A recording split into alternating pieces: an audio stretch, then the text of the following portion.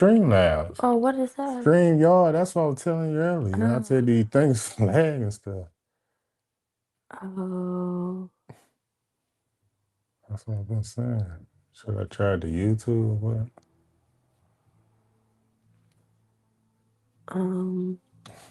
Yeah. Let me see. Yeah, that phone did. Very loud now. Go on YouTube. I'm trying to see right quick. Hmm.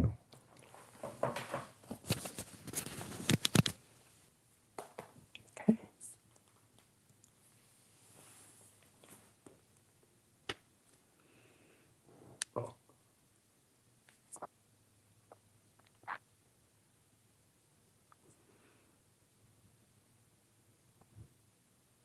Hold on, man. Right here.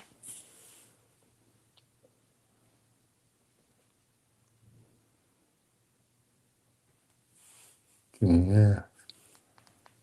Top. Yeah.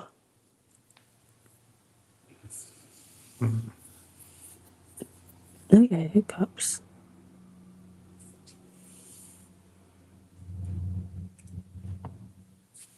What is my hair sticking up?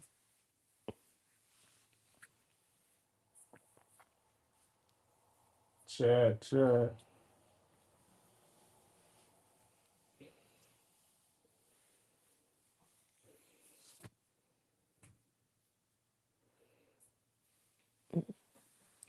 What's up, chat?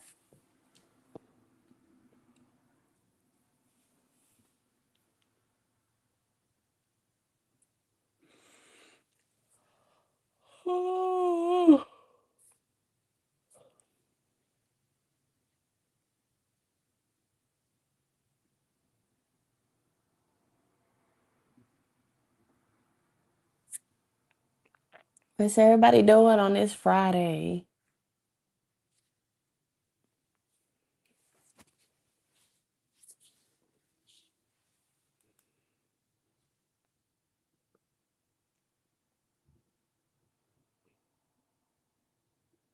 What's up, Nicole?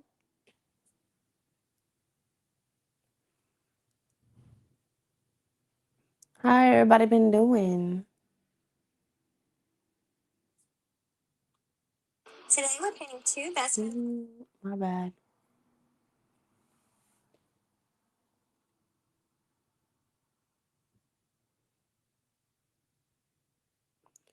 Hey, Mara.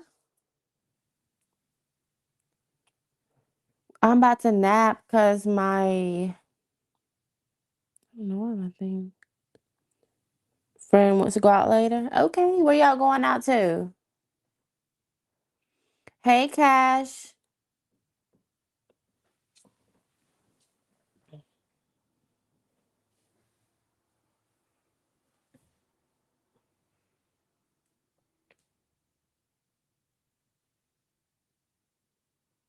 You also about to nap? Oh, we got on the wrong time. Everybody about to go to sleep and stuff.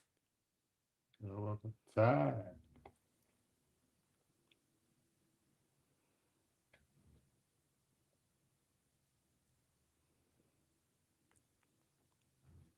A little club. Okay, Nicole, y'all about to show out. I hear you.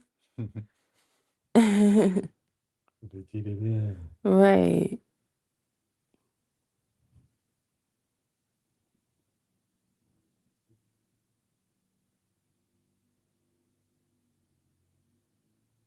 It's raining here. Yeah, I think it was raining a little bit earlier, but it ain't raining no more. But that rain will have your ass tired day.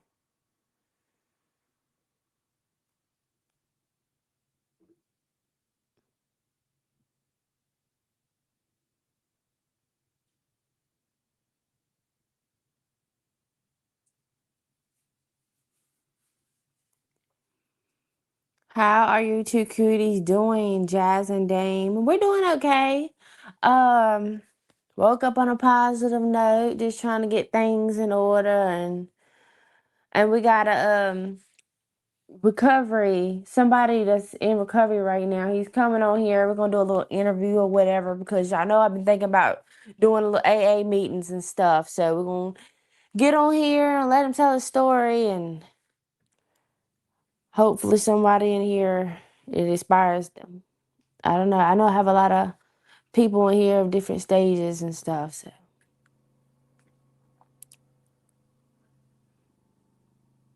how far do you want to take this YouTube stuff? As far as I can get, you know? As far as life takes me with YouTube, that's how far I want.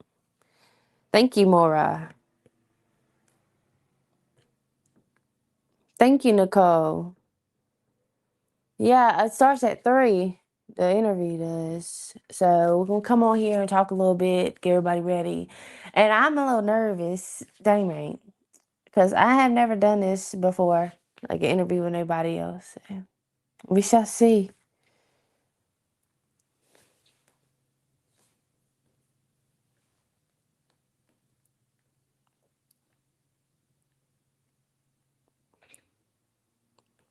So if anybody is in here still when he comes on at 3 and has any questions or anything about him that he's telling, feel free to ask. Don't be nervous. You got this, Jazz. Thank you, Mara. It's like a little blur in there. It might be this window right here, then. Or is it that one? It might be that one. It might be that. Okay. All right.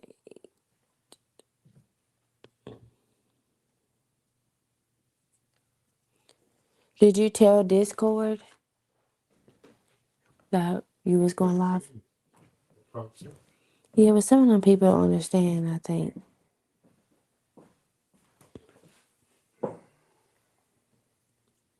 What's up, everybody that's just coming in? So we're on here. We're gonna have someone from TikTok. He has a TikTok. His name is Recovery Howl.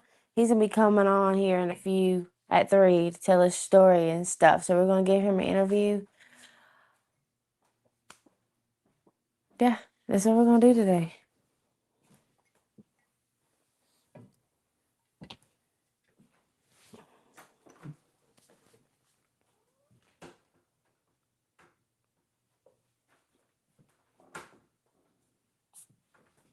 You will bring your own perspective because it's the daughter of the parent in active addiction. Yeah, Maura, that's what Dame is saying.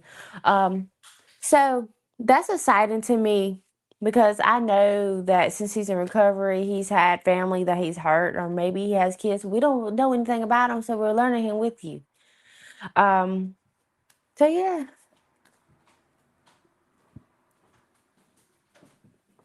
I need to start my own like chat or Discord or something with other people in the same boat as me that's dealing with someone in addiction or problems similar to mine or anything like that. I think that would be good. Like a little therapy session for everybody, you know?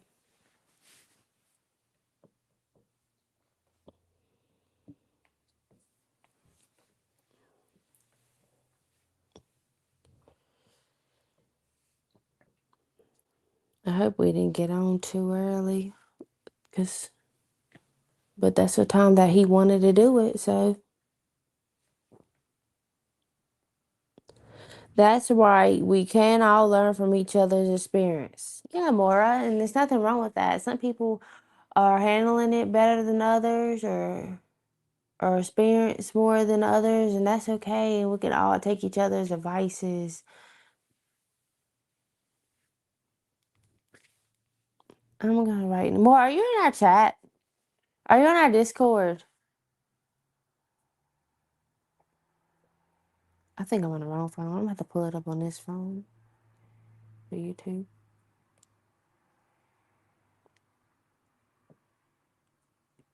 Oh, you are? Did you get a notification saying we was live?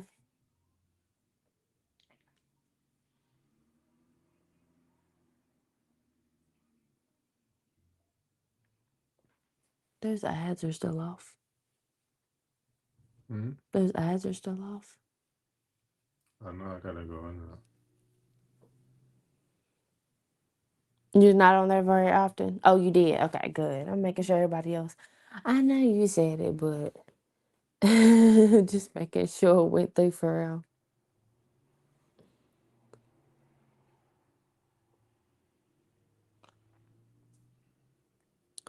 Let's. Got what?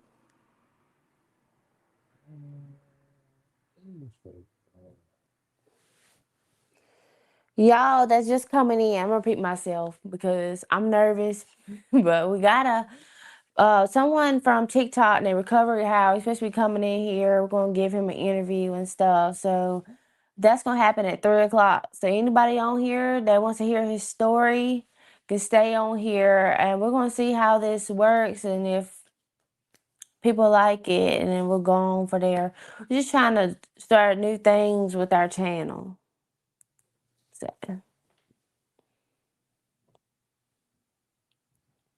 about to tell everybody right here.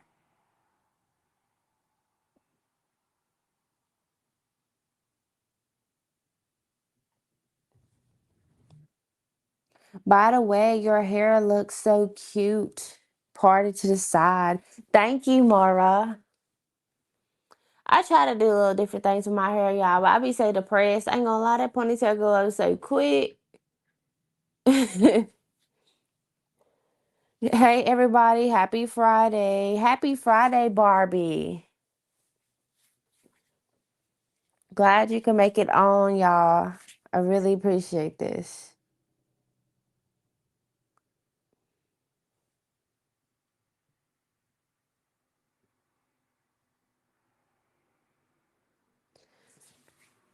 Just waiting for a few more people to come in. They'll come in as they go, if they see me live.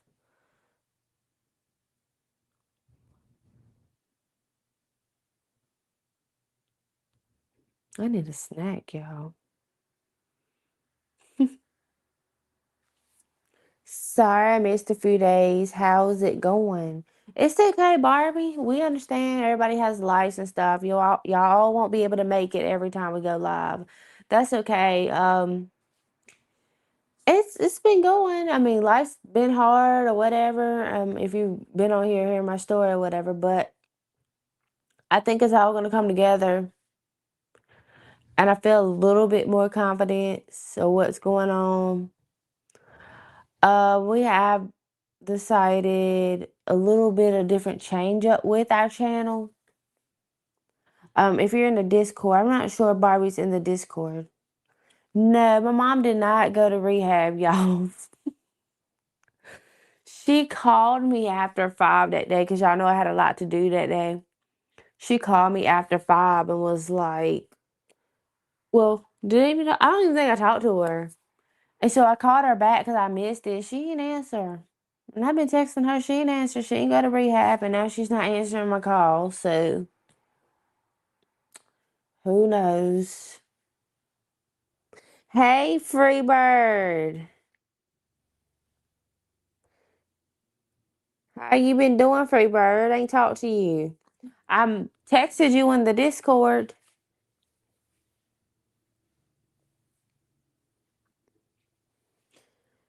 I watched the live the other day. Oh no, dang it. Yep, Barbie, she did not go. So if she asked me to go take her anywhere else, I tried that day, and if she didn't go, so I'm not messing with it no more. If she wants to go get help, she could take herself to the hospital. She takes herself everywhere else. So you love that short. Thank you, Freebird. I thought it was so funny.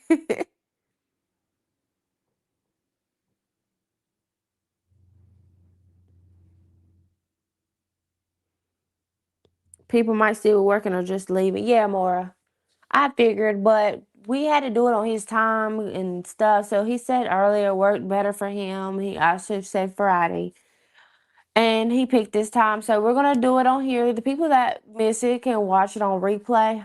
But This is the time that was best for him. I forgot to join the Discord. Oh, that's okay, Barbie. You can join it whenever you have time. How are you feeling now, Freebird? Oh, I feel better. Thank you. That's awesome, Freebird. I'm glad you're feeling better. What was wrong with you? Did you have like a cold or it was something serious going on?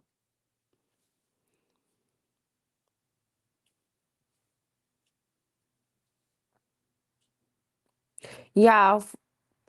So the people, stomach bug, dang, Freebird. Them stomach bugs feel like the flu. Like they be having me down bad. So I'm glad you're feeling better, girl. For the people just coming in, I know y'all see that live with Recovery Howl at the bottom. So he's gonna be here at 3. So in about 9 minutes, he's supposed to be on here. We're gonna do an interview with him and stuff. So we're gonna see how this goes. If you have any questions, you can feel free to ask or whatever. Jazz, you look pretty. Thank you, Freebird. That was Freebird, right? Yeah. Thank you.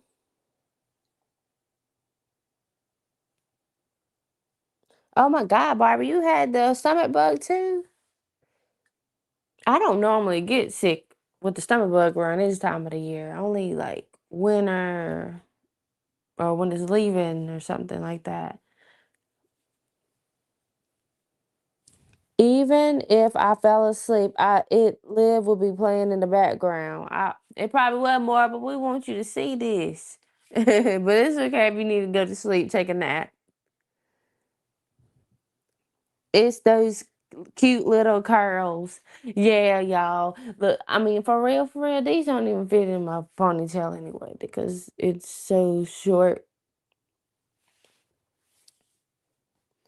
She so does, Freebird. Love that side part pony. Thank you, Mora.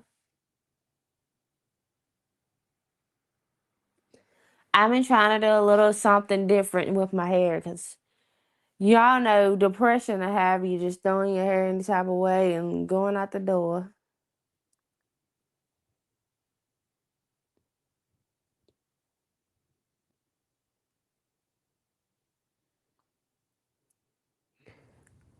I emailed you. I haven't seen that, Barbie. I did get Deidre's email yesterday, but I didn't see nobody else's. I'm gonna have to recheck that. Hold on, let me check it real quick.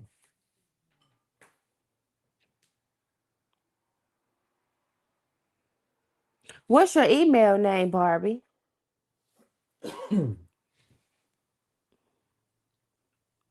Look, babe.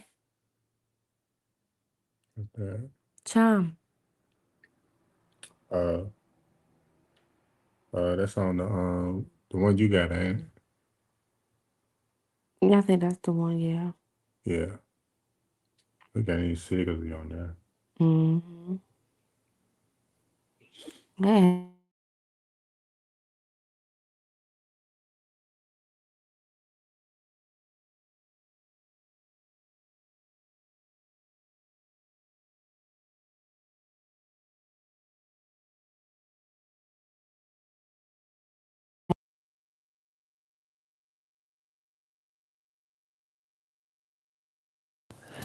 I ain't know it's gonna block a whole face out when the call come in.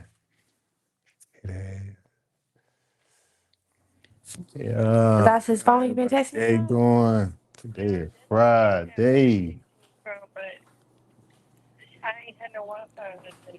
She Oh, don't got no everybody gonna Wi-Fi? be Did up you on this ask for third a shift code? tonight. Gonna chill tonight.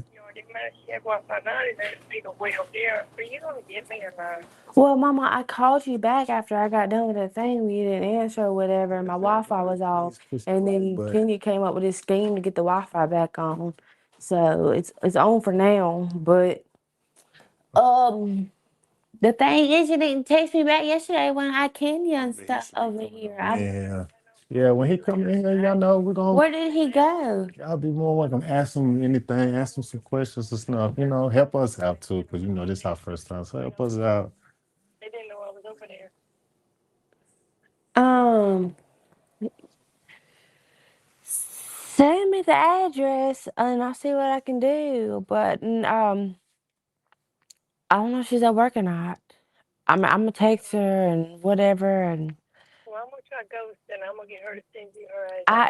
if you call Ghost, I if see you you, call Barbie. Ghost, Yeah, I see your comments.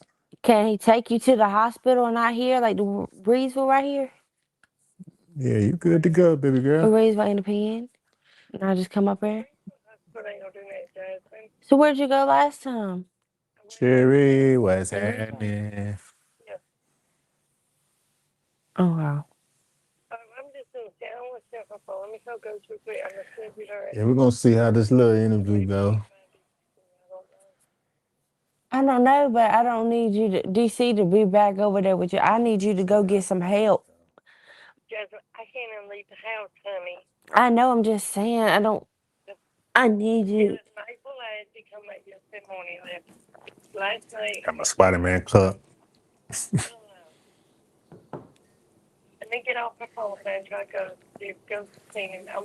I hope I did it right too, cause you know this is my first time really using this screen Alright. on. Yeah, text my address so I can see how far it is. But you might need to take an Uber if I get you one. You gonna get in it? All right. Love you, babe. That was mama. You hear me? That was mama. Where's my thingy at? I take it off. Oh, no, Dad. Wait a minute. Are you in StreamYard? Yeah, I'm in StreamYard. So we was gonna try it out in here. We're gonna do that interview, and he pop up. So I would say I'm gonna try it. I ain't never did it. I hope everything work out right. I thought I cut my mic off and I knew they just heard the whole conversation. But yeah, she's trying to. She's. Okay. She said that DC left her at the house last night and she had no Wi-Fi to tell me anything. So when she called yesterday and I missed it, she didn't have no way to get in touch with me. So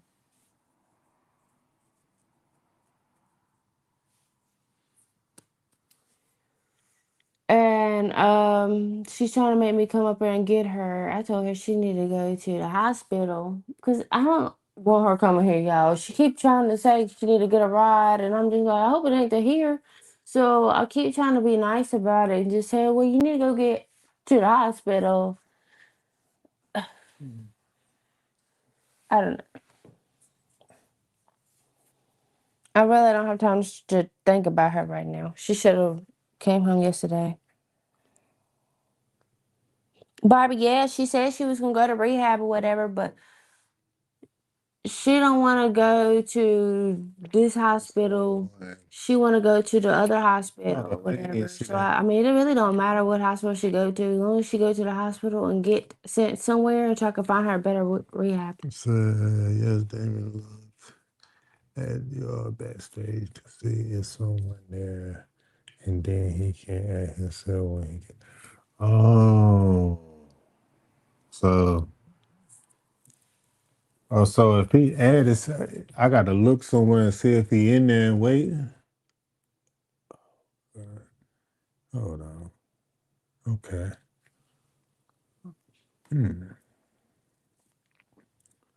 Okay. Backstage.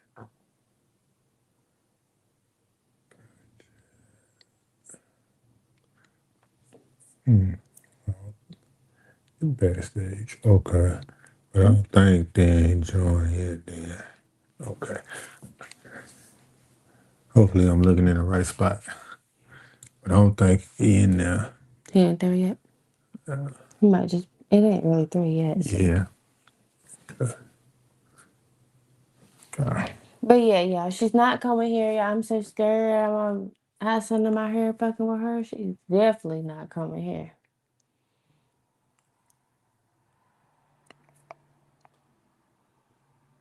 I'm excited for your interview. Thank you, Freebird. Cherry Blossom on here.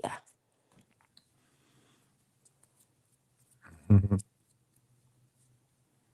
She should call 911, take an ambulance to the hospital. I mean, I thought about that and stuff, but are they gonna be like she's not hurt or think? But it really, she could because she's having a mental breakdown. To me, the only thing, Shit, you could call the damn police and send it to them. They'll probably send her ass. All thing she gotta do is say she need to get to the hospital. yeah, but They'll probably take her ass. she's in Witsect. Where is the hospital at down there? And how are we gonna get down there with her belongings? Shit, hey, as long as she there. I know. I'm just saying we got to bring her belongings too. I guess I A can lot. figure that out after she get there. Yeah, that's the last thing. And plus, She been early out she there got in a them damn. damn. She been out there in them damn streets this long. She long as ain't gonna hurt Yeah, her. I would. Her husband, she still got a husband. I would send his ass out there. He be traveling and shit. It's time. It's 3:01. So make sure. Tell her to see if she got an ambulance. Let's see. So I don't want to miss. Um. Yeah. So they said 911 will take her. Yeah. They would supply her with her needs. The only thing she's asking for, like, clothes and stuff. She goes to rehab for a certain amount of times. You got to bring your own clothes and shoes and stuff. And she'll only be at the hospital for like a day until they find her rehab because that's what they did last time. But I'm about to see if she could take the ambulance.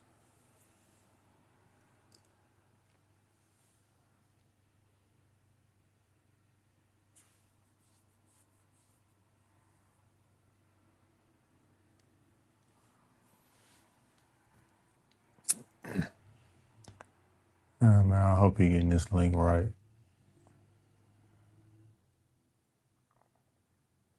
Oh, hold on. Here you go. Can you hear me? Yeah, I can hear you. Just, hold on. We just I can't turn it see you. sideways. Hold on just a second. Let me see. There There we we go. go. Hey. Hey, should I turn it sideways? Turn it No. like you had it the first time. Yeah, that'll work. Unless you take All your right. yeah, it'll work like that. Unless you take your lock screen off and turn it sideways. Let's try that. Yeah. The lock screen's off. Okay. You could try to turn it sideways to see if it'll do the full screen. Nah, it didn't go to it. It'll be all right though, like that. It's all right. It's good. We can All right. see. Yeah. So how you doing? Good. How you doing? We're doing good. We're doing good. So, Um, Dame, yeah, my name is Dane. This is My name is Jazz. Jazz. Nice to meet you Yep. guys. Nice to So, meet you too. are we recording now? yes. We got our family. This is our family. We got our own thing. It's our fam. See everybody on here, you know.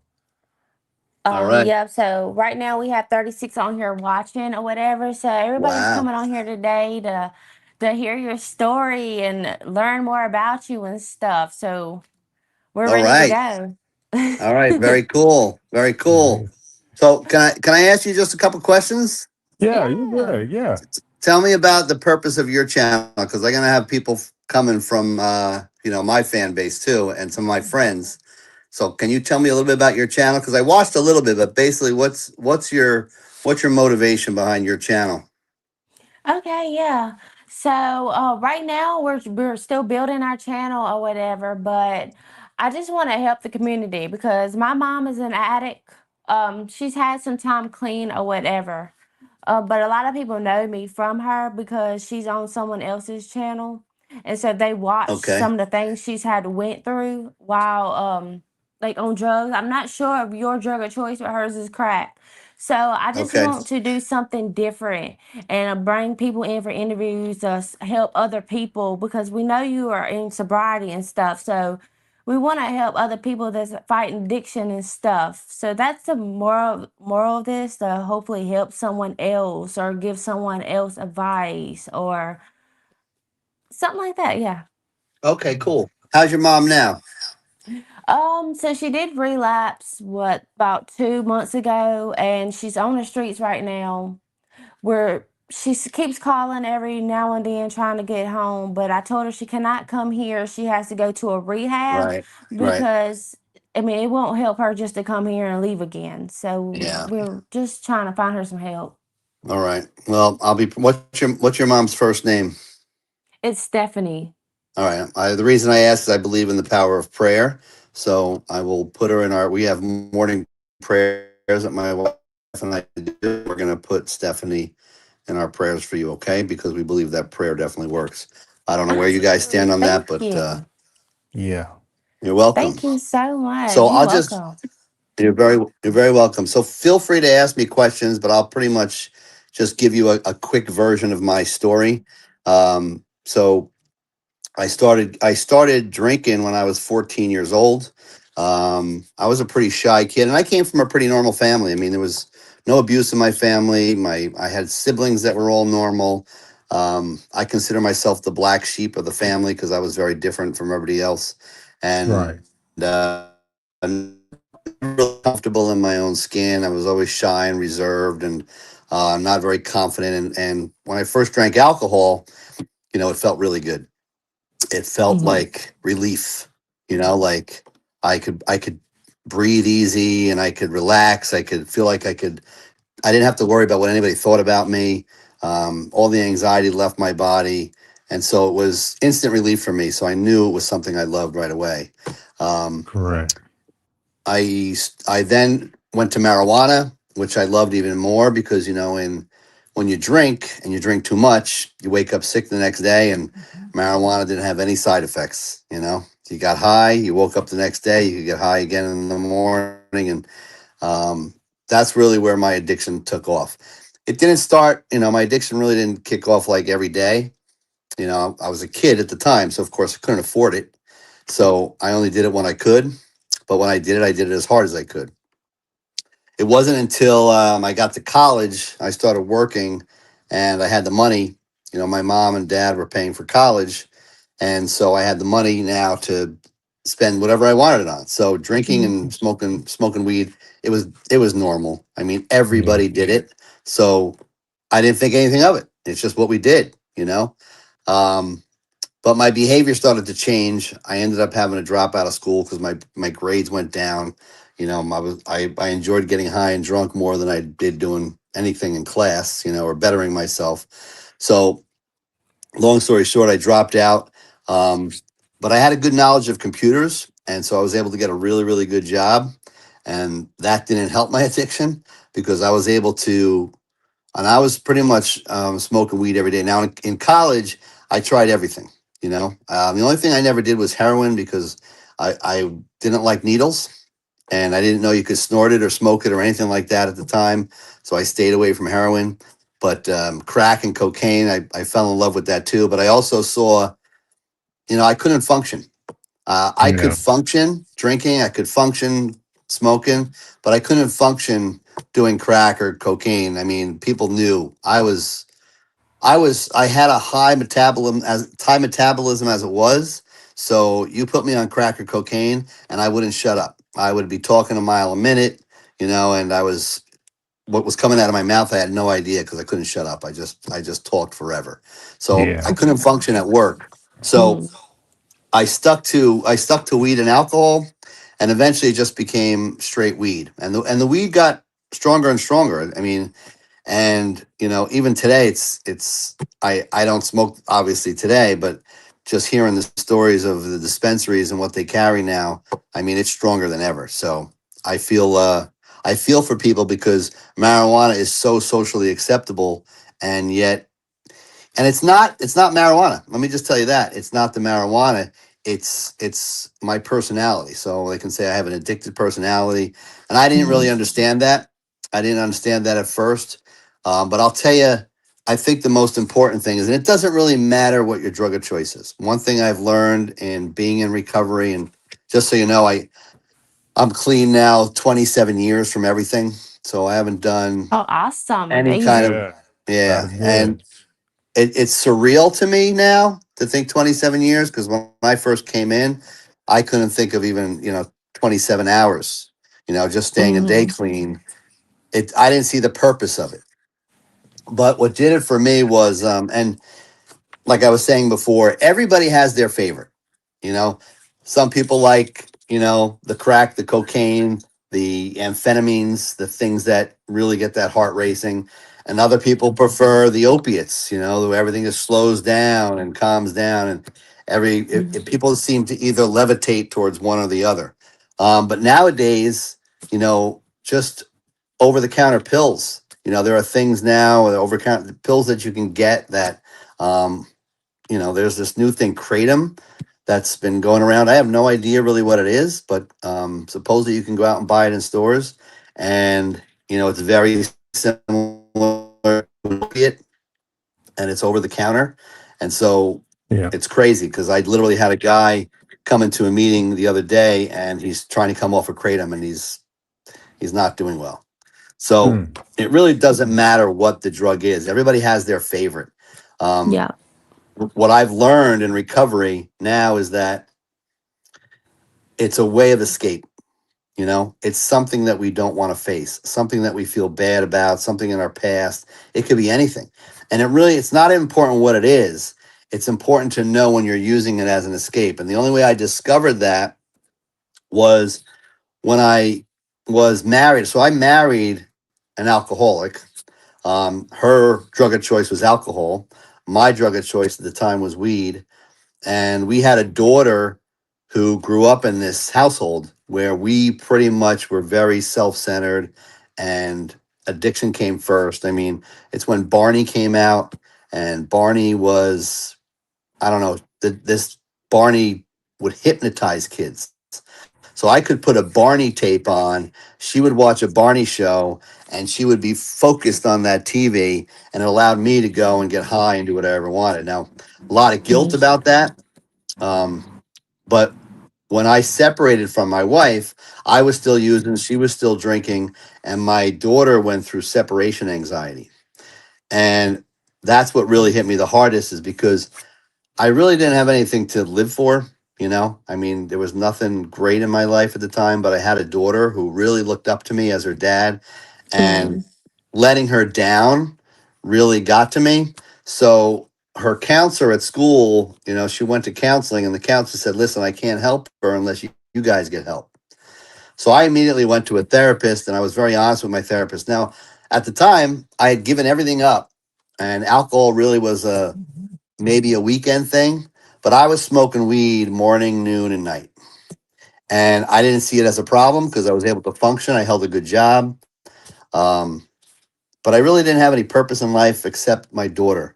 And so when they said, you need to, the only way to help her is you to get help. So I said, no problem.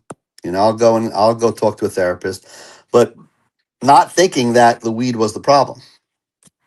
And my therapist identified it because as I got to know my therapist, she saw my behavior. My behavior was obsessive compulsive. So if somebody did something wrong to me, I couldn't let it go. Like I would obsess in it. Like, this guy's a jerk. I've got to get this guy Yeah. back. And I wouldn't let go of things.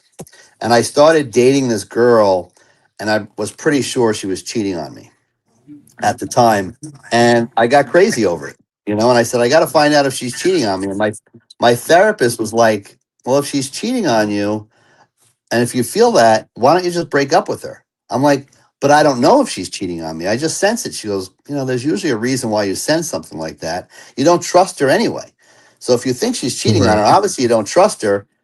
That's not a good relationship. Yeah, but if I find out she's not cheating on me, then I'm going to feel bad, and I'll really love her, and I'll really commit to her. And it was like insane thinking. To, to, Mm-hmm. to me, it made total sense that if I just found out the truth, and she wasn't, because I really wanted her not to be cheating on me. That's what it was. But I couldn't let it go. So my therapist pointed out to me, hold on, my Okay. therapist pointed out to me that I was acting like an addict. I said, what do you mean? She goes, well, I don't really know much about addiction, but I have a client who's addicted to cocaine. And your behavior is exactly the same as this cocaine addict. You obsess over things. You can't let things go. Your thoughts are all over the place. They're not, they're not rational. You think they're rational, but they're really not rational. She goes, what I did was I actually hired a private detective, and I got her phone records to see who she was calling. I mean, that's insane. If you get to that point, you shouldn't be going out with that person. I wasn't married to her. I could have just broken up with her. So looking back on it now is insane, but back at the time it made sense to me. But she made it clear that this wasn't normal, and I argued with her to the day I wouldn't agree with her. I couldn't see it. But she's the therapist and I'm not listening to her. So how crazy is that? So she would tell me every week, I really want you to go to a Narcotics Anonymous meeting. I want you to get a blood test. I want to see that you're not doing cocaine, because she didn't believe I was just doing weed. She wasn't an addiction therapist, so she didn't understand addiction, that it didn't matter what the drug is. She just said, you must be doing cocaine because you're acting the same way as my other client who does cocaine. So that you must be doing cocaine. That was her thinking. And I understood that. So one week I decided to go to a meeting. I just really went to shut her up, just to prove to her that I didn't belong there. And I'm from New Jersey. So in New Jersey, we got like pockets of different ethnic groups. And there's a place called Garfield, New Jersey, Garfield, Lodi area. So if you ever seen The Sopranos, No. okay. So The Sopranos is a pretty well-known um, sitcom about mafia guys, Italian mafia guys, and Uh, they were based out of the Lodi area, right where my this meeting I was at. So okay. I went to this meeting because I had to see her on a Wednesday. So I said, I'm going to go to a meeting on Tuesday night, and that way I can bring her the literature and show her that I went to NA and that I don't need this. And I Right. literally rolled a joint. I put it in my car, and I wouldn't get high that day because I figured there were probably narcs. And I don't know what they call them today, but we call them narcs, people that were undercover, would turn you over to the police. I figured they would knew I was high. So if I showed up at this meeting high, I would probably just be arrested right then and there. So I didn't smoke all day. I hit a joint in my car, and I'm like, I'm going to smoke this joint as soon as I get out of this stupid meeting. And I So, went into what this. was your drug of choice? So my drug of choice is weed. Weed. Okay. And how did you first get introduced to it? So my neighbor, the guy who introduced me to the alcohol, so I had a neighbor I was a very skinny, scrawny, like I said, shy kid. My neighbor was a big, confident, a guy that I looked up to, and we were the same age. He was my next door neighbor, and he came over with alcohol one day, and then one day he came over with some weed. And the first time I smoked weed, I didn't even get high, but the second time I smoked it, I got high, and I just did it because he did it. It was really Mm-hmm. You're just just a trying to peer. follow. I was just going along. Listen, he was the Hmm. cool kid. I wasn't. Yeah. You Yeah. know, And so that's how that's it how happens. that's how it happened for me. I wanted to be cool. So I didn't care. But how it made me feel um, was like a whole different world to me. It really opened my eyes to. For me, it was the solution to my problem. And And what finally made you want to get sober? well, that's where my story comes in. It was Okay. This is where I'm at. It was my daughter who was having separation anxiety. She was having stomach issues. 'Cause basically, she thought, she would come home to no parents one day. That's Okay. really what she thought. Mhm. Because we were both, she was a raging alcoholic. I was a raging addict, and a lot of people don't think of as weed as something that somebody could be addicted to, but it Mhm. doesn't matter For what this. sure. You could be addicted to Robitussin. If that's the only thing you can get your hands on, and that makes Hmm. you feel better, you're going to drink Robitussin for the rest of your life. Whatever your Yeah. favorite is, everybody has a favorite. So I went to this meeting thinking this is stupid. I don't belong here. But the guy, when I walked in, they made me feel welcome. And I remember I was judging everybody because you see, I was just smoking weed. So I also said, I don't belong here. You know, these are for crackheads and for heroin addicts. This is not for a weed head. There's Hmm. nothing wrong with weed. So I remember judging everybody as soon as I got in there, and there was a guy in there who was, what we would call a Goomba, right? It's an Italian guy who he had the black slicked hair, like the greased hair, like John Travolta, the slicked hair back, and when he was really young, he had the leather coat. You ever see Grease, the movie Grease? Mm-hmm. Okay, so that's what this guy looked like. The leather jacket with the collar up, the greased hair would come, and he was like, "Hey, Paulie, how you doing? Hey, Tony, how you doing, Tony? Good to see you. Forget about it. Hey, what's going on, everybody? Oh man. And I said, man, you know what this guy's drug is? It's the mirror. He just looks in the mirror and he gets high off of looking at himself and hear himself talk. That's all he has to do, and he gets high off of that. But Mm-hmm. they started every time you go to a meeting, they do these celebrations where they say, okay, is anybody new? So they asked if anybody's new or first time here. So I raised my hand, and man, they all went out in a thunderous applause. I started clapping, and this big biker dude. I mean, this guy was big. He had tattoos. He had chains around his neck. He was a scary looking dude, and he came up to me with his arms wide open, like he's going to give me a hug.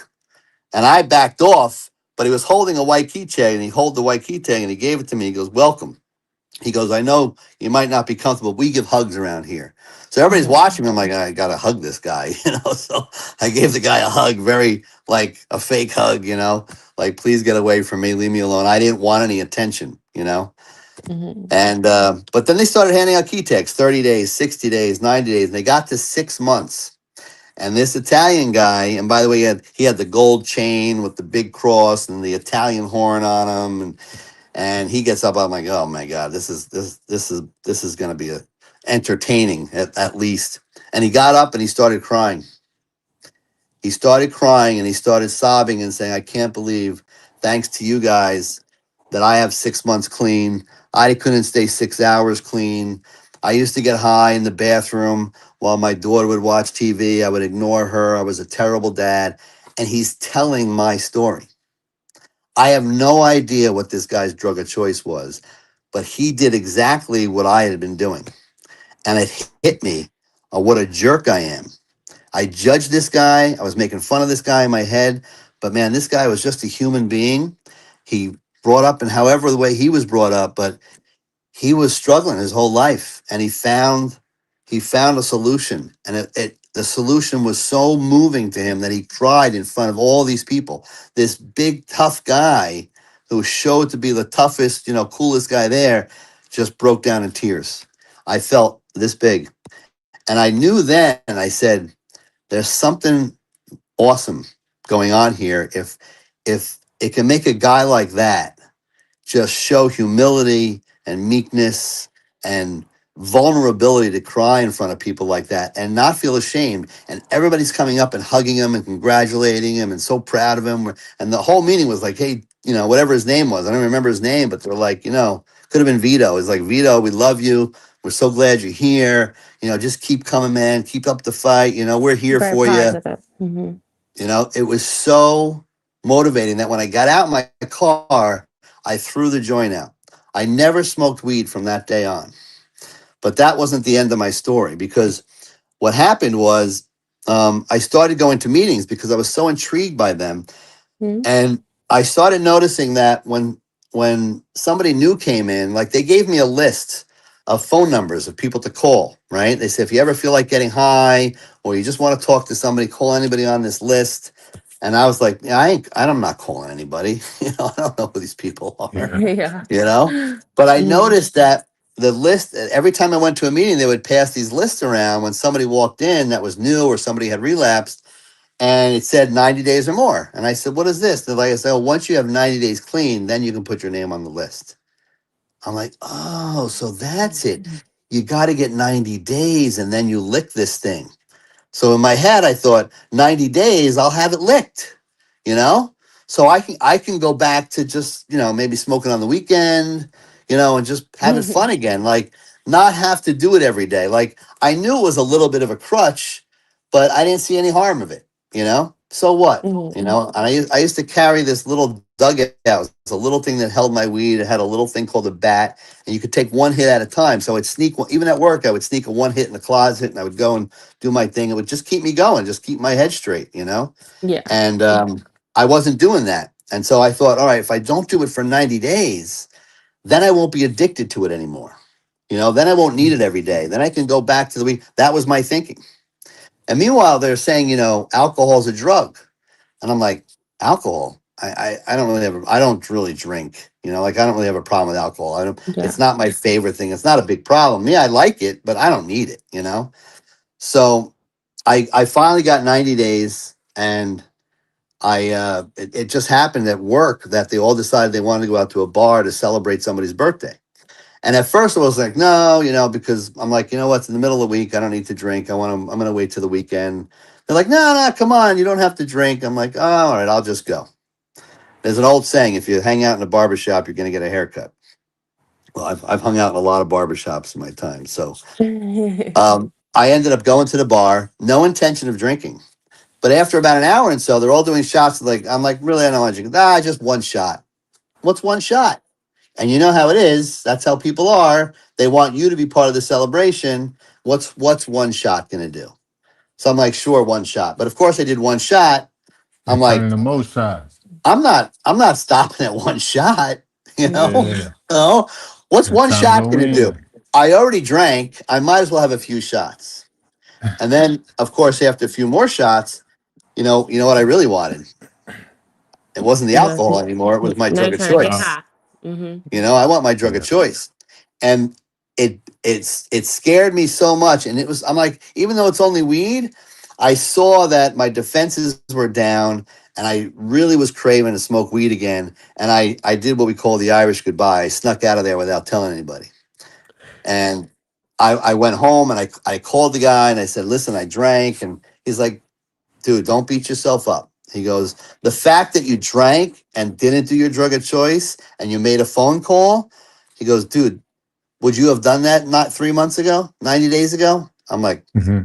no, I wouldn't even think about drinking. I Yep. wouldn't think That I would have means you're smoked. learning. You're getting better. You're learning how to handle your cravings. Yeah, but here's the Yeah. thing. Here's what happened. And this is looking back on it now, there's no such thing as coincidence. My daughter, that 2 days later, found a bong. And if anybody doesn't know what a bong is, it's a water pipe for smoking weed. Mhm. And Yeah. there's an echo all of a sudden. Is there a reason? Did I do something? Oh no, we don't hear no echo on this Okay, Yeah, side. I don't. Yeah, I I don't hear it, hear but it's no big deal. it. Anyway, um, she came to me and she says, "Dad, you smoke marijuana?" I said, well, "Why are you asking that?" She goes, "Well, I found a marijuana smoking device in mommy's drawer, and she told me it was yours." I was like, "I'm gonna kill her," because she got caught with the bong. It wasn't my bong, but she blamed it on me. But I decided to be honest with my daughter, and I said, "Listen, I used to smoke Get out weed. here and go. I haven't smoked weed for 93 days or whatever it was." I said, "But I did drink alcohol the other night, and I'm not supposed to drink alcohol. I've been going to these meetings to try to stop, and I need to go to a meeting and tell." I just was completely honest about everything, and I don't know what it was, but I just felt it was an opportunity with my daughter to have a real moment with her, to be honest with her, and be vulnerable, like I had learned in these meetings. So I told her, if you want, you can come to a meeting with me because they have open meetings where you can bring family members. And I said, I'll bring you to the meeting and I'll raise my hand. I'll tell them I drank. And so I brought her to a meeting. It was on a Sunday night. And when they said it, anybody coming back or anybody relapse, man, I was so ashamed. I couldn't lift my hand up. It was like my hand was weighed 2 tons. And I couldn't say it. So I just sat there. I didn't say anything. The meeting's going along. And about halfway through the meeting, my daughter leans over to me and she goes, when are you going to tell them that you drank? Out of the mouths of babes. So I raised my hand. I said I didn't want to raise it. I was embarrassed, but I drank. And, really, I'm starting all over again. And I don't know what to do. I don't think alcohol is a problem, but I know I'm not supposed to drink. So I just want to let you guys know I drank. And some guy came up to me and said, listen, I get it. He goes, but somebody told me once, he said, if drinking is a problem, if drinking isn't a problem, then why is not drinking a problem? And that hit me like a ton of bricks. Like, do I really need alcohol in my life? And so I made a decision there that I would give up everything. So that was May 2nd, 1999. And that's my clean date because that's the day I started doing it. I had no alcohol, no drugs, no mind altering chemicals at all. So that's really the motivation behind why I got clean. If you want to know the answer. And that started on my journey in recovery. That's an amazing Still, okay. story. I'm so proud of you. We're also proud of you. It's people in the comments. I don't know if you could see them, but they have been responding to some of them things that you have said, and they have been saying that they're proud of you as well, and that is awesome that you have been 27 years without smoking marijuana. Now we want to know how. Do you still have any more cravings for it, or you Is it don't have still any bad, cravings y'all? at all? Oh no. Right around 6 months, most of the cravings went away.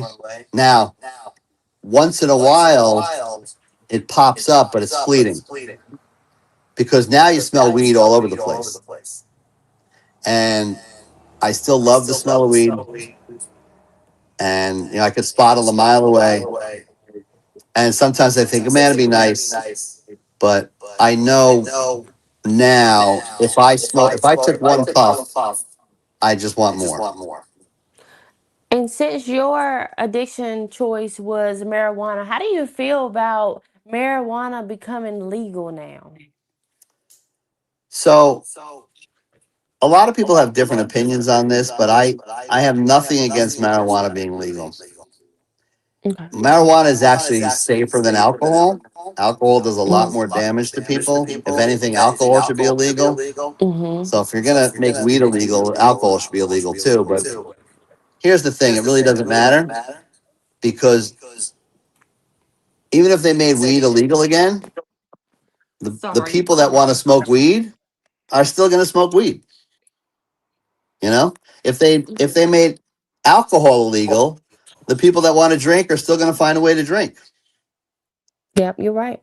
I don't think it matters. It really has to do with the individual, and nobody could tell me that I was an addict. I can't tell somebody else if they're an addict. It's something they have to decide for themselves. And I can just say this: if somebody thinks they have a problem, then reach out to somebody. Like I'm on TikTok. You just look up Recovery Howl. You can send me a direct message and talk to me.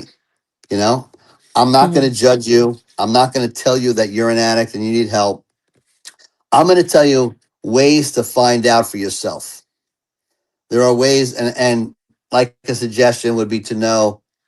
Here's a question I would ask somebody. So, have you ever told yourself that you're going to stop, and then you go back to it, and then you go, man, why did I go? Why did I go back to it? I shouldn't have went back to it. As soon as you did it, because you thought about it, you said, really, it's not a problem. I'm going to go back and try it again. And as soon as you did it, you go, man, I can't believe I did it. And there's only one worse feeling than that. And that is, man, I can't believe I did it again and again. So if you find yourself, I call it the merry-go-round, where you kind of you're up, you're feeling good, you don't need anything, then you kind of feel depressed or angry or upset, or you're the opposite. Some people, they like to get high when they celebrate. Like Mm-hmm. I deserve it. I did something good. Everybody has a different reason for when they get high or how they get high. For me, if it was raining, it was a good day to get high. Oh, it's sunny out. It's a good day to get high. Oh, it's snowing out. It's a great day to get high. For me, it was anything. But some people think that, well, I don't do it all the time, But then when they do it, they don't want to be doing it. And if you're having those feelings, it's a good sign that you have an issue. Okay. Okay. That's Can the you? first clue for me. Okay. Can you see the chat right now? Can I see what? Can you see my No, chat? I don't You see the can't. chat. You got an extra phone or something? You can pull it I up. got I got an extra phone. Yeah. If I pull it up on YouTube, Yeah. Go to YouTube and type in "Grow with Jazz and Dane." all right. They're just saying that's why recovery is so helpful. We don't judge you like some people. Hold on. Yeah. Now, don't get me wrong. There's jerks everywhere, even in recovery. And hold on, I got to get a plug for the extra phone because it's not Okay. charging. Take but a second.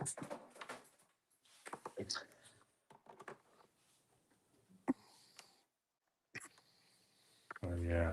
I didn't know it was messing up, y'all. I'm glad y'all told me. So, all right, I'll get my phone up in a minute. It's obviously dead.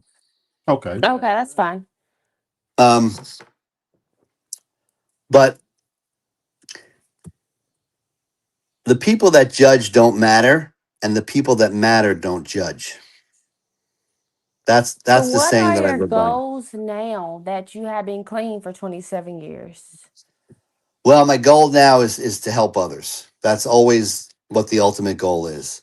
So I went through the 12-step program. If you go to my TikTok, I'm actually taking people through the steps because a lot of people don't Mm-hmm. understand what the steps are. They hear 12 steps, they read them, and they're like, oh, okay, it makes sense. But the steps are so deep and so spiritual, and it's not religious. When I say spiritual, we're talking about love. We're talking about connection. We're talking about honesty. We're talking about commitment. We're talking about things that are good in this world. You know, that's what they're based on, these spiritual principles. And the one that runs through all of them is humility. You know, that I'm not better than anybody else and I'm not worse than anybody else. Everybody has their own struggles. You know, we like to look at people and say, well, I'm not doing that. I mean, I'm only getting high. I'm not cheating on my wife. That Mm-hmm. makes me better than them. You know, that's their drug of choice. You know, it could be sex can be a drug. I mean, everybody knows that sex feels good and you can use it as a way of escape. Yeah, But people have their own addictions. yeah, so really, I just want to help people understand there's help out there, and it's nothing to be ashamed of. A matter of fact, one of the things we learn in recovery is that by admitting I'm weak, that's where I get my strength from.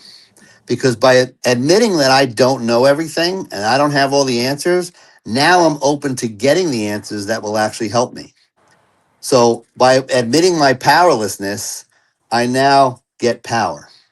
I get power in me from other people and other sources and God. You know, I didn't believe in God when I got to the meetings. I'm like, don't even talk to me about God. When I started working the steps, you know, the second step said we came to believe that a higher power could restore us to sanity. I'm like, don't give me that higher power crap because I know in step 3 you're going to talk about God. It's just a soft and easy way to introduce me to God, and I'm not all about God. And my sponsor was like, I had a sponsor who was guiding me, and the only job a sponsor is was to take me through the 12 steps and help me understand them and apply them in my life. And he said, Ralph, the issue that you have with God is not God, it's your meaning of God. You have a certain meaning of God, and what is that?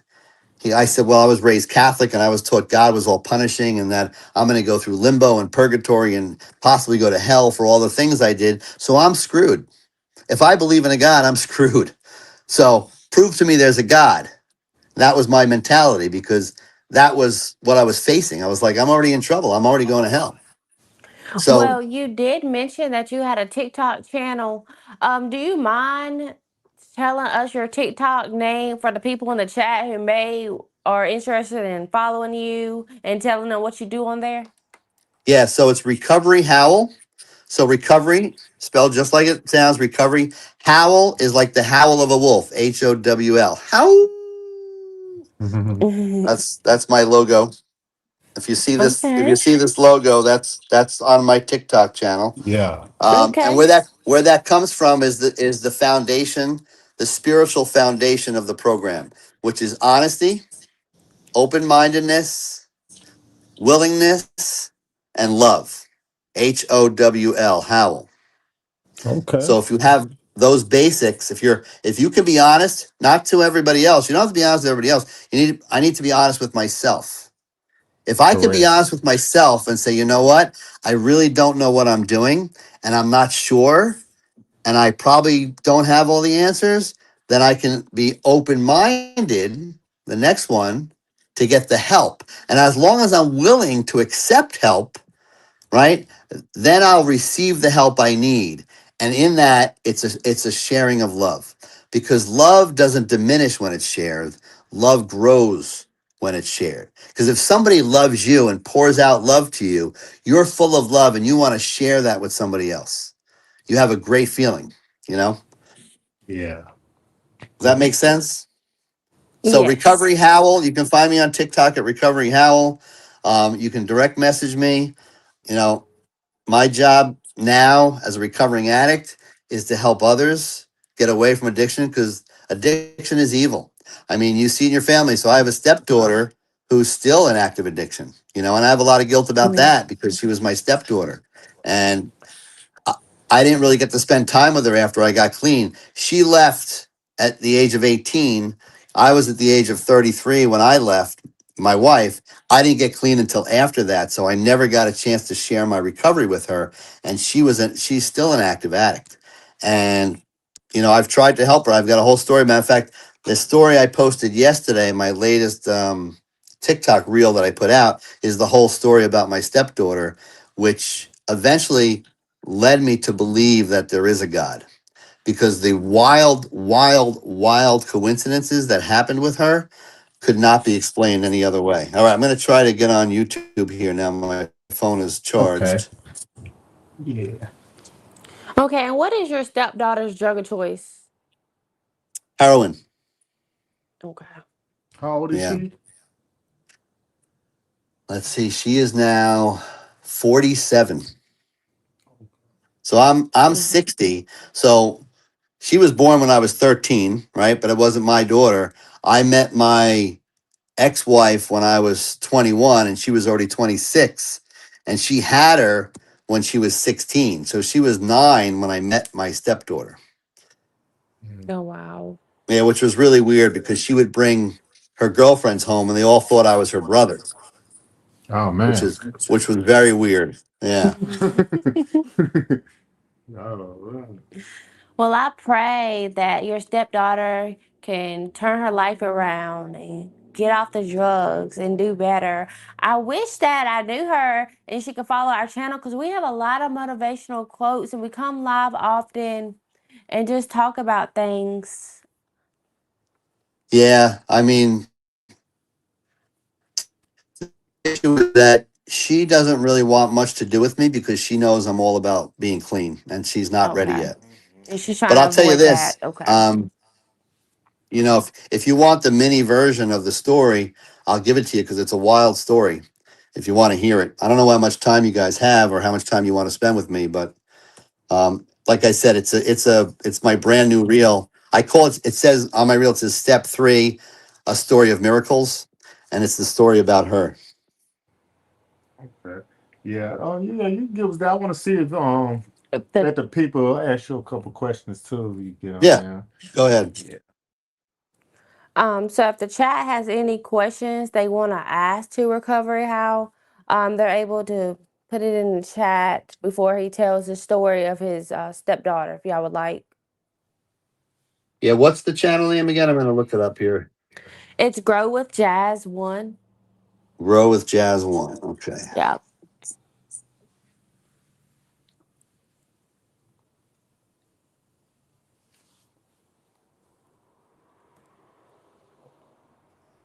No spaces, just grow with Jazz One. Yep. Jazz with It's an one S. word. Um, Yes. is it?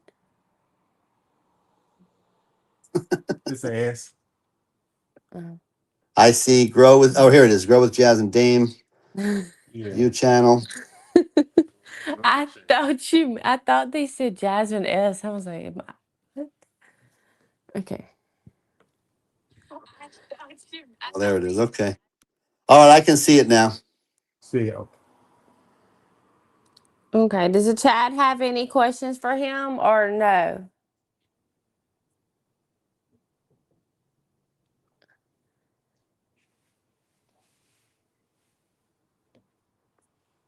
I see we got Yes. 31 people here.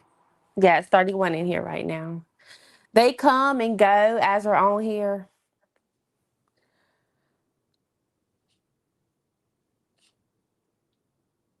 They Mike call them D. God shots. Yeah, They so cross. Barbie Jean just said, I know lots of people in NJ that are in NA. I bet you know Mike D. So Mike D is kind of a legend. Yes, Mike D. Yep, I know who he is. I know a couple of his recovery houses. Yeah, So while we it's a wait, nice small community here. Yeah, go yes, it ahead. is. And we're growing every day. Like sometimes we get more views than others, but right now it's kind of early. I know people are still at work. Um, so Yeah, this will still be on replay for anybody coming in and out. So if you want to check back, you could look at the comments after we get off live, and you may see a few, and you can respond back to them. sure. I have no problem with that. Do you recommend NA for family members? Um, yeah, they have a thing called Naranon, Naranon. It's sort of like Al-Anon, but for Narcotics Anonymous members. You can also go to Al-Anon. That's really designed for family members. The issue with family, if a family's suffering from addiction, obviously you want them to go to Narcotics Anonymous. But if let's say a family member of an addict like you, Jazz, you won't go to a Narcotics Anonymous meeting because it might scare the crap out of you. Some of the stories that are shared there, what people do, um, can be very eye opening and scary, and the situations that people put themselves in. And why are they talking about this? Like, Mm. and it's only going to make you fear for what your mother's going through right now. Is my mom doing that? Oh my Oh, gosh, I I can't believe my know. mom, My you mama know? doing that. I've seen her firsthand. Because she started drugs when I was 10. So I've been through the whole experience with her as a child and stuff, just having to live with her and now. So and I've also been to different AA meetings with her. So I've heard other people's story as well because she's the type she ain't gonna go alone. Like I have to go I with see. her to all the different ones. So yeah, there's a lot of people that's had their own problems and different experience and stuff, and it is pretty wild out there. Yeah. And the other thing is sometimes like your mom at least likes that you go with her. Somebody in your family may not be comfortable taking a family member there because also Mm-hmm. then they can't really share honestly and open about what's going on with them because Mm-hmm. they don't want to scare or reveal things to the family member that they're not ready to reveal at that time. And it's a nice safe place for people to share. So there are closed meetings where if you go into an AA meeting it's only alcoholics. If you go to NA meeting it's only addicts. But there are open meetings where family members can come, people can come in and observe. There's nothing wrong with that. So I encourage, if you're a family member and you are struggling with how do I cope with my family member who's using, because I don't know what to do. Do I kick him out of the house? Do I keep him? Should I lend him money if he needs it? What's he using the money for? Those are What's questions that that could mean? be those are questions that could be asked at a Nanaron meeting or an Al-Anon meeting. Yeah. Okay. Let me Let's see. see if Yeah, there's any CJ, other. I don't think he does know my mom. I don't think he's familiar with Ghost Channel. I am not. No. Meeting is open. Yeah. So Barbie, she's in the comments. She does A meetings as well. Oh, nice. Way to go, Barbie. And she just put in the comments, she said, my meeting is open. Yeah, so it means the meeting that she's probably talking about her home group. So everybody, you're supposed to, when you start these meetings and you really want to work the program, you want to find a meeting that you're comfortable with, that you go to every week, so that people get to know you and you get to know them. Because then you have people that are being holding you accountable. They're saying, okay, Ralph, we love you. They'll pull you to the side and maybe you shouldn't be doing that. Or Ralph, here's a suggestion on what you should do. Now they won't do that in a meeting, but if they really love and care and got to know you, they're going to tell you on the side. And let's see, there's another one here. How do you feel about weed being something that helps other that need it for medical reasons, coming from someone who is addicted to it? Yeah, I mean, again, I'm not a doctor, so I know that some people have benefits off of weed, and I know weed has some benefits. It's like for me, I have to tell my doctor, listen, I'm an addict, so if you give me something that's addictive, it's going to be a problem for me. So I have to be honest with my doctor and say, listen, I'm an addict, so don't give me a narcotic. Don't give me something that's gonna make me addicted to it. They tried to give me. I had a tooth pulled. I had a wisdom tooth pulled, and they gave me whatever that stuff is, oxycodone, oxycontin, Oxycontin. oxy, the oxycontin, whatever it was. Yeah. You know, and I said, I can't have that. I said, I know me. I'm gonna want more and more of that. He's like, well, the pain could be pretty bad. He goes, I'll give you like a Tylenol, but he goes, I really think you should have something. So what I did was I said, okay, if I really need it, I gave it to my wife and I said, listen, you hold on to this bottle. If I need one, I'll tell you, but I can't take more of these than I should, you know. I need you to monitor it for me. So I make sure that somebody is holding me accountable to it. I never needed them, you know. She ended up returning Yeah. them. We never needed them, because I know my tendency. Once I learn that I'm an addict, I have to be honest with myself. Because listen, some people go, "Oh, it's a free high." I've seen so many people. I had a guy in our meeting at 22 years clean, and he got into a car accident. And of course, they pumped him with stuff. He was unconscious for like 18 hours. And when he Hmm. woke up, he was high, you know? Oh, And he just wanted more. So he didn't even think about it. He goes, "Oh man, I need more of that stuff. I need more of that stuff." Well, he left the hospital. They, of course, gave him pills. He didn't tell anybody he was an addict, and he became addicted to these pills. oh man. And finally, after about a year, he came crawling back into our meeting and says, "Man, I got a problem all over again." And he said, I basically, this is a relapse.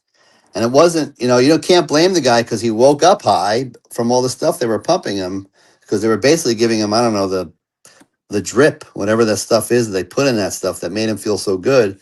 And, he was off to the races. And he was hiding the pills from his wife, and he was doing more than he should. And he's like, man, it was bad. But he ended up, I think he's got 10 years clean again now, you That's know? good. So people like that are my hero, because it takes a lot of humility to come back in and say, I had 22 years and now I got nothing, you know? Yeah. Mm-hmm. So I give people a lot of credit that relapse. So, and that scares me. It's a healthy fear for me, because I know my tendency. So I don't take chances. I try to avoid any kind of situation like that I possibly could. Correct. All Okay. right. Any other Okay. questions here? Let's see. Any more questions? Um, What Mm. about learning how not to enable family? mhm. Yeah, but sometimes it's okay. Give to someone you trust to dispense them for you. Oh wow. Broke a leg last Um, year. Was also hydrocodone on that. Yeah. Was it harder I to get off asked, was it? weed or alcohol? Cherry Blossom asked, was it harder to get off weed or alcohol? For me, it was weed, yeah. because that was my favorite one. Um, Alcohol was a social thing, and I didn't do it every day. Weed, I was smoking every day. So I literally had withdrawal symptoms from weed. I was smoking it so much, so people don't think there's withdrawals, but I would wake up in cold sweats.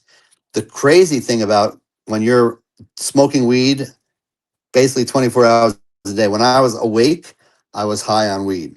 So when I started detoxing from weed, the craziest dreams in the world. So if you stop doing weed, you're going to have some crazy dreams. And everybody I've talked to, and it's funny because I wouldn't even admit that weed was my drug of choice until I had about a year and a half clean.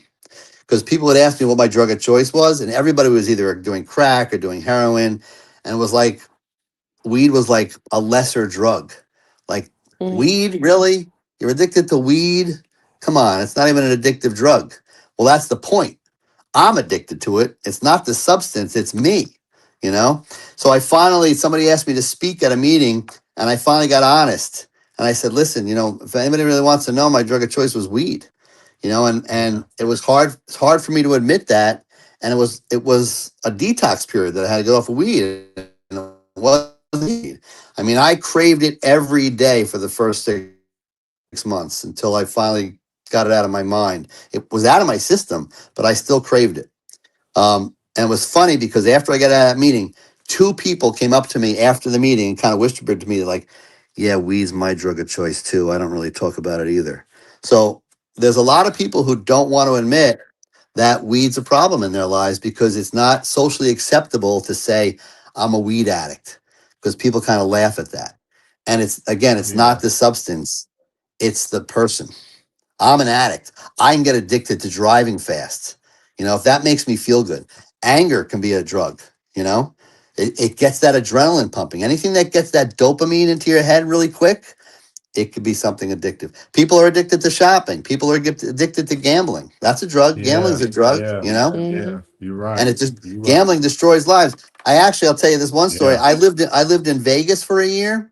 I had about, let's see, it was 2009. So I had about 10 years clean.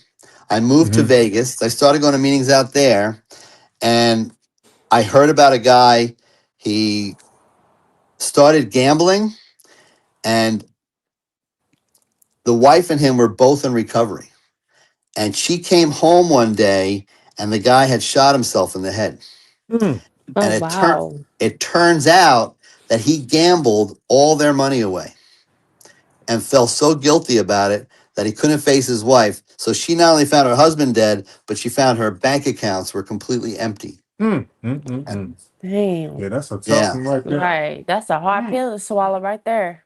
Yeah. So it was eye-opening recovery because people were dealing with gambling issues as well as, a drug of choice as well. Dang. Well, before we wrap it up, is there anything you want people watching to understand about addiction or recovery that we didn't talk about? Oh, that's a good question, Jazz. I would say that addiction is a hard thing to detect. It's a hard thing to self-diagnose, Mhm. you know? And I can say that if you're rationalizing in your head of why it's okay to do something, if you've got to rationalize it, you might have a problem. Mm. If you got to say, it's just weed, so what? You know, I need a drink every once in a while. They say drinking is okay if it's in moderation. Like if you're having that conversation with yourself, it's kind of something you might want to start having a conversation out loud with somebody else. And if you don't want to have that conversation with somebody else, then you probably have a problem. Okay, and somebody else had a question for you real quick. It was, how do you not enable without feeling guilty? Hmm. The best way to not enable without feeling guilty is know that if you do enable, you're allowing their addiction to get worse. Would you rather their addiction got worse and worse and you were helping that? Or would you rather stop it? Because I get it.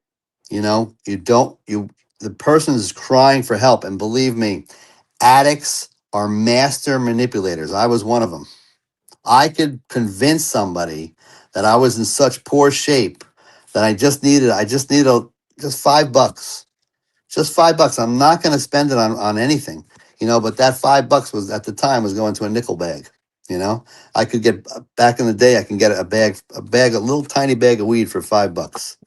So I Yeah. only need $5. And you're like, $5, is that really going to hurt? Yeah. My stepdaughter, I'll just tell you this, and I encourage you to listen to the story about my stepdaughter because I found my stepdaughter on a blind date. Met this girl online. We met in New York City. I knew my stepdaughter was in New York City.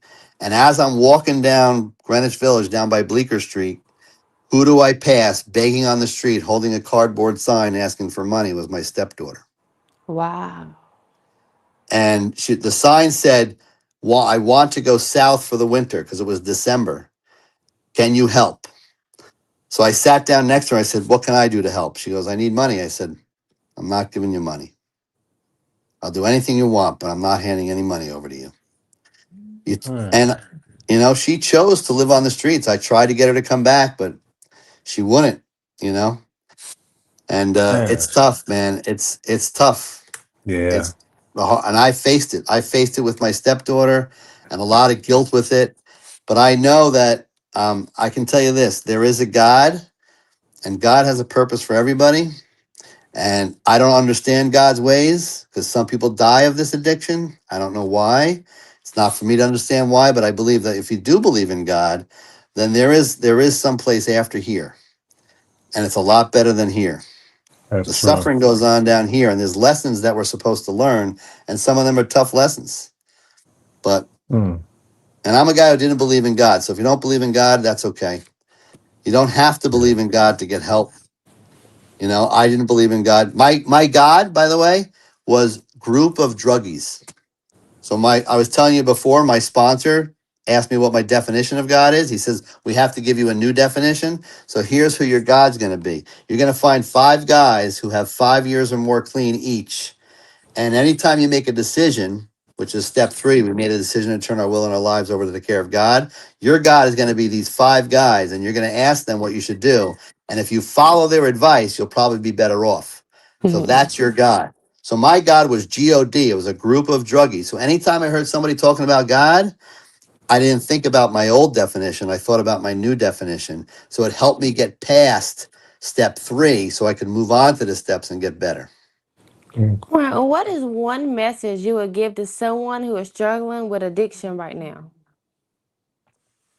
Don't be afraid to ask for help. It's okay. Reach out to me. I won't judge you. There's people who won't judge you. There's therapists out there. Some people don't want to walk into a meeting. The great thing is you can go on like TikTok. Like I spend a lot of time on TikTok now. There's a lot of people. If you just type in the word recovery, you're going to find a lot of people who are on there sharing about their addiction, and you could just talk to these people. You can direct message, find somebody who resonates with you, who seems to be talking about the stuff that you're going through, and send them a message. Even if it's in the chat or a direct message, I promise you, 99% of these people will answer you and try to help you. There's so much people who want to help now, and there's so many people in recovery. And now it used to be, something people were ashamed of. Now I tell people, I'm in recovery and I've got years clean off of. They're like, they don't go, oh, that's terrible. They go, just like you said, Jazz. I'm so proud of you. Mm. That's what I get today. I don't get judgment anymore. I get good for you. I'm Yeah. so happy for you. That's a Yeah. great job. People will commend you for doing the right thing. Yeah. There's a lot of shame in staying in addiction though, and not getting out of it. You know, They want to know, do you got a YouTube or you I just do, with but TikTok? I have it's called Recovery with Ralph. I haven't really started posting on it yet, so I'm just early. You guys found me very early. I mean, I literally started posting maybe 2 weeks ago. My goal is to, you know, send a message of, honesty, open mindedness, willingness, and love. That's where the howl comes in. And I want to, my goal was to go through all the steps, post them on TikTok. Eventually, I'm doing it on Instagram too. So it's Recovery Howl on Instagram as well. But I have a channel that I set up a while ago called Recovery with Ralph. I'm going to turn that into Recovery Howl. And I'm going to have I bought the website Recovery Howl. So I'm eventually going to be all over.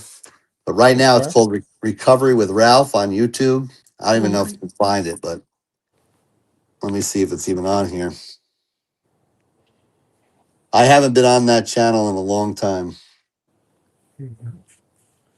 Okay. Yeah, you're gonna have to get that channel started up. Yeah, there it is. Recovery with Ralph. Oh, look at this. I have some old videos in there, boy. Wow. Well, we wish you good luck with your channels you're building. You're doing a great job. And listen, good job, you guys, for promoting growth, promoting self growth, and bettering people's lives. Yeah. There's so many areas that covers, not just recovery. People can just grow spiritually, just become better people. You know, and I've been in sales all my life. Selling odds and ends, and I didn't 30 years. I didn't make a dime unless I'd sold something. So my priority was always selling. And when I got into recovery, it changed to helping people. If it wasn't right for them, I no longer sold it. And now I just want to do things that make a difference in this world. And that's why I started this recovery channel. If I make money on it, great. But that's not what I'm doing here. I'm doing Yeah. really here what I feel in my heart, because with all this stuff that's going on, and marijuana being legal, these new drugs, this kratom stuff that came out, the opioids that are out there, and their doctors just default. They're writing scripts like they're candy, because these pharmaceutical companies are giving them incentives to write scripts and coming into their offices and saying, you promote this, we got a program now. And it's all about the quick fix. Nobody wants to put the work in to stop what's really going on. It's just, here's a quick fix for you. This will fix it for you. And that's what this world is used to. They're used to a quick fix. Nothing good in my life ever came quickly. All the good things in my life took time, and it was a process, and getting out of addiction is a process. It's not something you're going to fix overnight. There's an old saying, 12 years in the woods, 12 years out of the woods, you know, which means if you've been getting high for years, it's not going to take a day. It's going to take years to finally get away from all that. And I'm not saying you won't get some relief right away, because you will. I got relief within 6 months. The cravings went away. I woke up one day and said, you know what? I didn't think about getting high yesterday. That was a miracle for me. To not think about getting high for one day was my first miracle. And they say, just don't give up until the miracle happens, because it will. If you truly want to stop and you put a little bit of effort into it, just a little bit, just asking for help, one day the craving will go away, and you'll wake up one day and go, wow, I didn't even think about it yesterday. That's when you know your life is changing. Yeah. And that's what it was for me. So Okay. Awesome. thank you Well, we guys so do. much. And thank you for being open and honest and just sharing your story. I know some of these things are not easy to talk about. So I really appreciate you taking the time out to just sit down with us and share your journey. You're welcome. And hopefully, if one person got anything out of this, then it's well worth it, Oh yeah, it Mhm. definitely is. Yeah. But thank you guys. You're Anytime welcome. that you want to come back on, you can always join the family. Yeah. Anytime. Make If you sure want to you come in our chat and subscribe. talk to us, you're feel free to Yeah, do that. Yeah, I'll definitely come back and see you guys and throw through chats, and you'll see a Recovery Howl now and then. Okay, great. Yeah, I'm definitely Uh, going to check you out. And I hope your story can help somebody who may be going through the same thing. yeah, and your mom, Stephanie, is that her name? Yeah, Stephanie. All right. So I got to say it over. I'm bad with names, so I got to say it again. Yeah. So Stephanie will be in our prayers, Jazz. I really All right. appreciate Yeah, that. thank You'll you be in our so prayers much. too. You're Yep. welcome. Thank you guys. You're welcome. You have a good day. You too. Bye bye. Have a great All right. weekend. Bye bye. Say bye, Bye. chat.